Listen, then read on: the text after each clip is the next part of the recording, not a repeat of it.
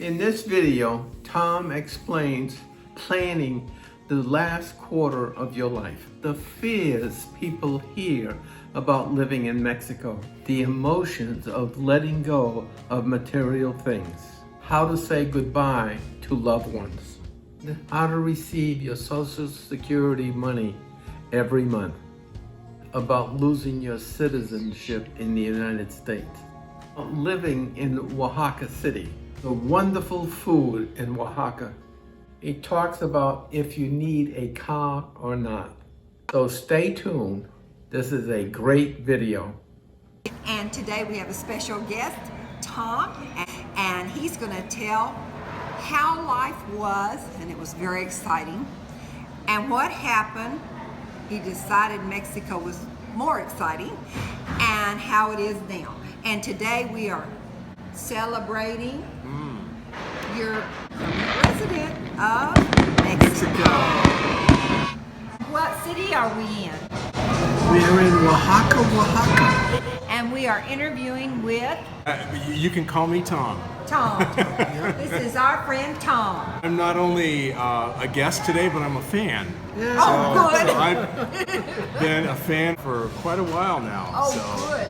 And today he's celebrating something very important that maybe a lot of you want to celebrate someday. Tom, go for it.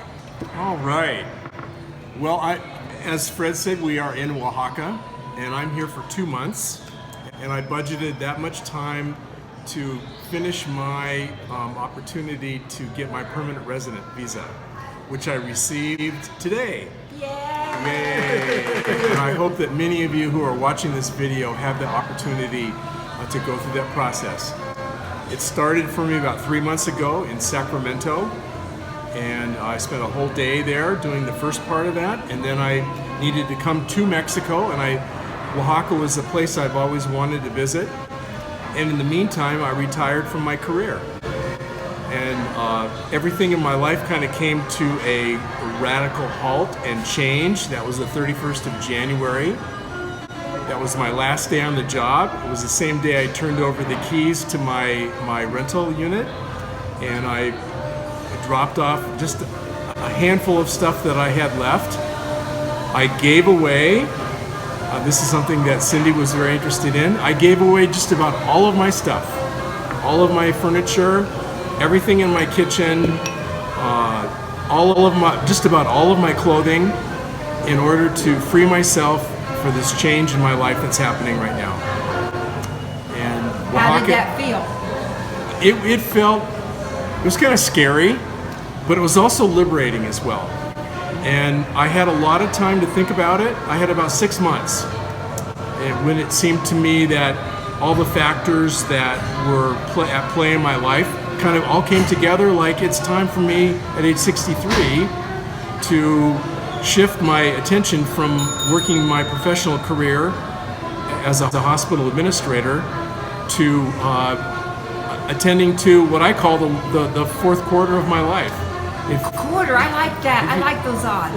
Okay. If you think of like life as a basketball game, 4 quarters, all of a sudden when you're in your 60s, you realize, and many people have affirmed this for me, that you realize that you're in the last quarter.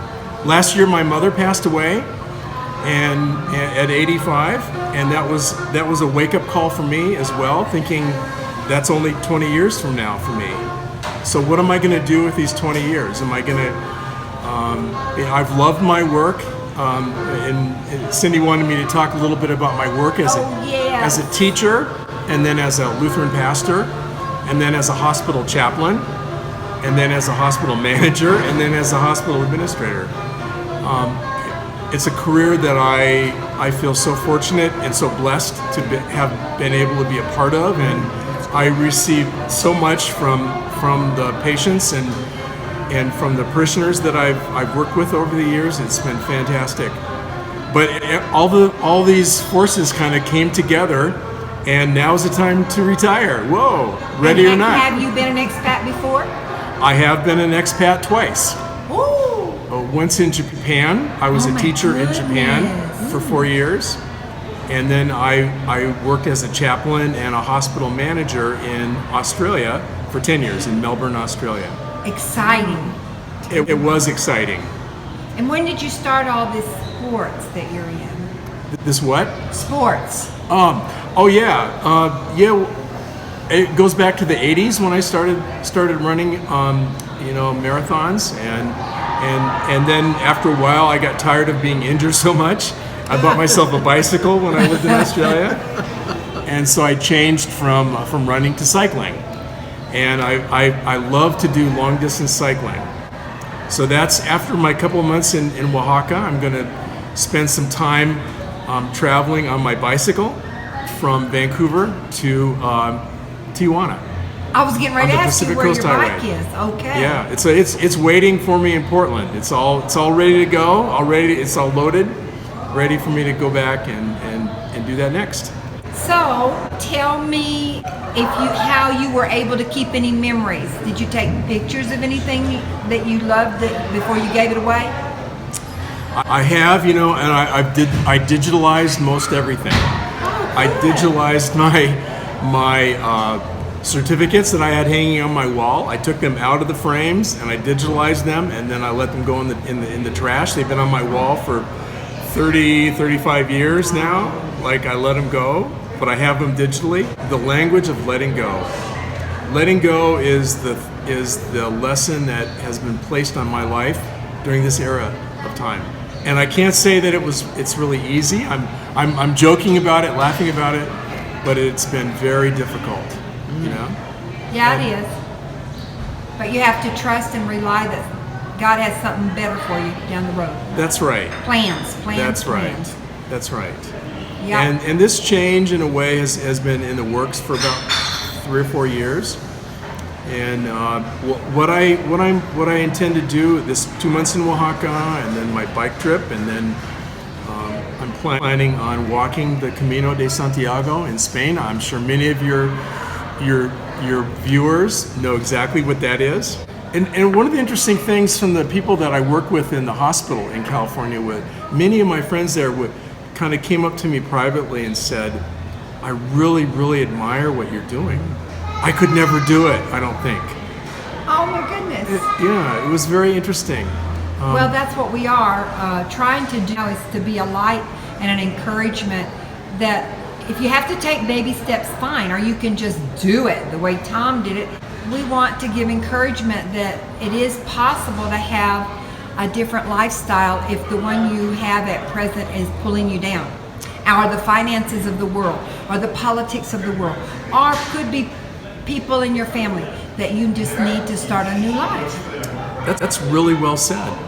And I would just offer anybody who feels like that Cindy has just spoken right directly into your life, to really consider something like retiring in Mexico, thinking way outside the box. So tell me, how many times did you have to go to immigration? A total of 6 times. Today was number 6. The first one was in Sacramento and 5 here in Oaxaca.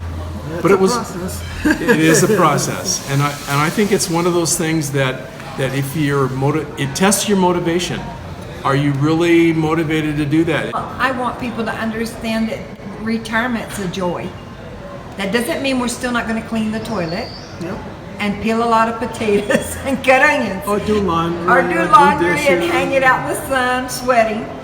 But life is a joy. I know you've already found that out here. This is an amazing city. What do you have to say about that? Well, I've heard so much about Oaxaca for like at least 10 or 20 years now. So I've never been here. So when I needed to choose one place in Mexico to do this, choose a city and a state. So I chose Oaxaca. And my read on Oaxaca is that it has everything that you'd ever want in Mexico. Little piece. The food is incredible. The architecture. Unbelievable architecture. The events happening as I can look over to the left here into the Zocalo. There's all kinds of activities going on there every day of the week. Symphony plays there once a week. There's all kinds of music, dancing. You never know what you're going to find here. And clothes, you don't have to overdress. No, it's a very temperate climate. During this month, gets down about 65 at night and up to about 85 or 90 during the day. And tell me about the road rage and the angry people. In Oaxaca. It's not happening. Isn't that It is wonderful? not happening. And seriously, the Airbnb I'm staying at, I don't have a car. I don't need a car. No. And I could take the bus or I could take Uber, but I walk everywhere. Right. And it's very easy. I recommended to somebody today not to bring a car with them to Mexico. And Chances the are food, you're not gonna need the it. places for a Oh. single man to eat are extremely economical. Absolutely. For breakfast today, it cost me the equivalent of $3.50. And I bought a 16-ounce cup of fresh squeezed orange juice for about 75 cents. And a bottle of water for the equivalent of about 40 cents. That was my day so far. Right. Well, one of the things that I would address about the idea of coming to Mexico is the fear factor. We Americans have been loaded with so much fear. It's true, and I really think very little of it is legitimate. And I experienced that when I remember the first time I went to Tijuana, I was scared spitless. It was a very anxious experience for me. And over the years, as I've come and visited, I feel more and more relaxed. You see a lot of single people, single men, single women, that have made a home here, that go everywhere. They walk at night in the city. They travel around the country, and they feel completely at home. I guess the other thing to address is Spanish, and that's something that I've been a beginner at Spanish for a long time, but even with my really rank, very basic Spanish, I'm less afraid now to go into any situation, knowing that we might have to do some pantomiming, explaining things different ways, or we might have to. But they work with you. They work with me. They work with you. They do. They never laugh at you. They don't. They never get No, angry. they don't. They really try to understand what you want and to fulfill your needs. Sometimes they'll laugh because they're tickled. They're tickled. Yeah, Right, because we're both trying to do something impossible. They get tickled. We're trying to lift a really heavy rock together, and it's a challenge. Okay. So those are two things that I would really encourage you if you're thinking about coming to Mexico. My experience is, the more time that I spend here, the more trips that I make here, the more I feel at ease about things. And what about just women? Can't you see, and women my age, Yeah. don't you see them walking just without fear, without stress? Absolutely. They're just breathing life and Absolutely. enjoying it. They're not scared. Well, they're not walking by bars at 10 o'clock at night either. They're Yeah. using wisdom. Yeah. In every Mexican city, I would guess there are probably places that you don't want to go in those neighborhoods after dark. But we don't even know where they are. Yeah, I don't even know where they are. And one of the things, as I look over my shoulder, over your right shoulder here, I see people in the Zocalo here, in the town center. I see that they're very relaxed, that they don't look fearful. They're enjoying. Kids are playing. Couples are kissing, holding hands. You can see people have come after work now, and they're just relaxing and enjoying the cool of the early evening. That they are relaxed, that they have Oaxaca as their home. They enjoy being out in public. They're not clutching their purses, or they're not looking over their shoulder. This is a big city. Yes. This is a big city, but people. So I take my lead from them, and I just think accepting that fear and coming down here and taking it easy on yourself. For me, I've made many trips to Mexico, and with each one I grew into being able to get around easier and feeling more comfortable. With each experience, it feels more and more comfortable for me. What kind of diet do you have here? Yeah. Well, in my Airbnb, I can cook anything that I want, and so I prepare my American kind of meals that I do, that I like to, my fruits and vegetables and my oatmeal for breakfast. All these things are available in the supermarkets and on the street, and then I usually plan on one meal out each day, at least one meal, and that's usually Mexican food, and it's fantastic. There's a lot of love. There's a lot of work that goes into this food, and it is really very delicious. People would say, people like Rick Bayless and Anthony Bourdain spent a lot of time in Oaxaca lifting up the food here as the center of culinary arts in Mexico. Oh, how nice. So yeah, I encourage you to look at those videos for both of them. Permanent resident visa is the highest level visa. People will ask me, is it citizenship? No, it isn't citizenship. You can do that if you want. And people ask me, do you have to renounce being an American? Nope, that's not required at all. It just actually gives me the ability to live in Mexico and to cross the border freely back and forth at any time that I want. It also gives me the ability to own property and to own a car. To my experience as a hospice chaplain, and thinking about the patients and what they've taught me, that there were many patients who taught me about letting go of things. I bet. Let go of your house, let go of your plans, let go of even living where you want to be, where you actually would prefer to be living, and just going with it, and how death for them was just a beautiful, lovely thing. Isn't that amazing? And then other people. Now those are people who know what they're telling you. Yes, that's true. And then the other patients who held on to life, like with a death grip, and they're not going to let go of it. They're not going to leave this house. They're not going to give up. Right? The hearse has a U-Haul hooked to the back of it.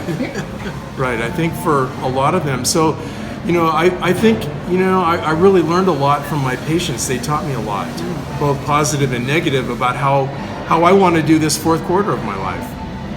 And I think we've all known people who have died in the house that they lived in for 50 years, and their children had to get all these dumpsters out front to load all the stuff that they couldn't get rid of. Right. And so, it's just stuff anyway. Even albums of photographs. There will be a day when you and I, the three of us, will leave those behind and go to our next destination. That's right. And we leave this world the same way that we come into it. That's right. And so I really think that the more rehearsing that we can do earlier in our lives, the easier that final departure will be for us. Good stuff. Many people think they can't get their Social Security here.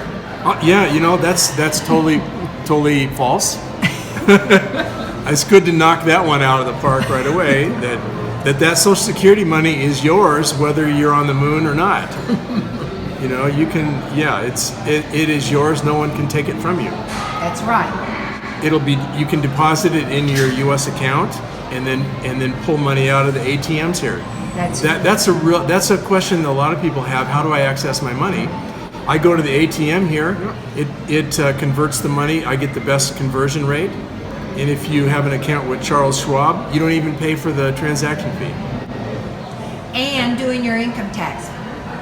Yeah, I'm keeping the same guy that I've used for the last 25 years, and I just send the information to him, and I do not, we do not pay Mexican income tax. We pay it because we're not working here.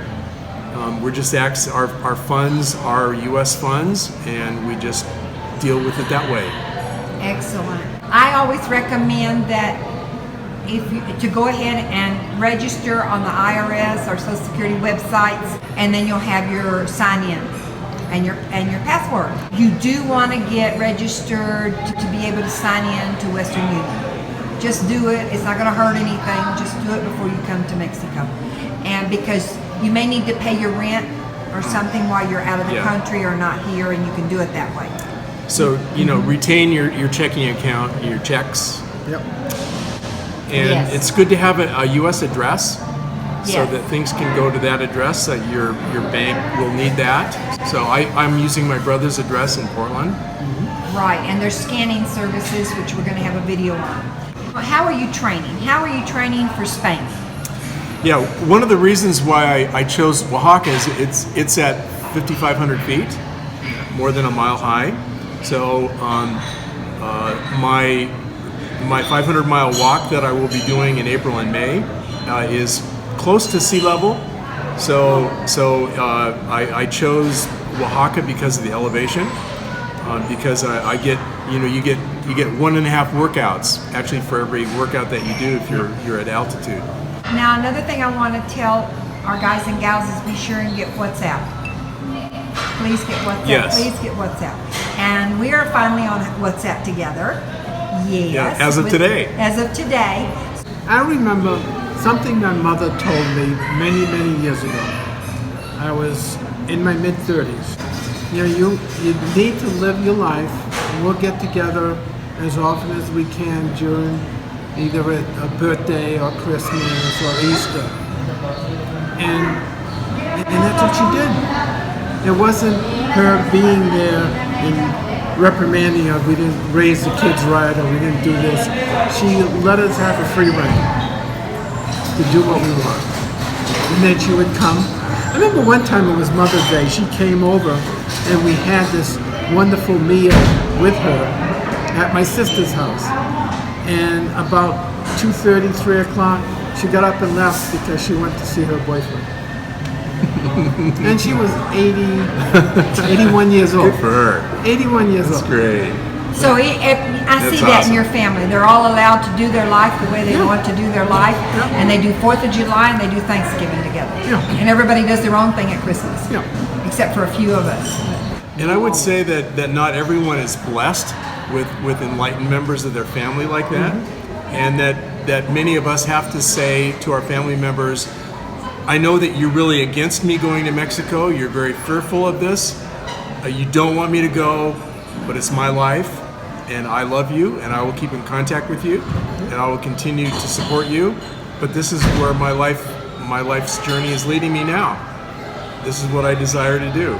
Right. But so many of us have family members that throw down the gauntlet, and actually there are some family members who put it almost in a way that if you go to Mexico, don't contact me ever again, because I can't deal with you living in such a horrible, horrible place. My mother always thought that there was a cantina across the street, and I put my mule next to the cactus when I went to and she wouldn't hear of it any other way. Yeah, and she right, did. She closed the door on me. She totally did. It's a wow, isn't it? It is a wow.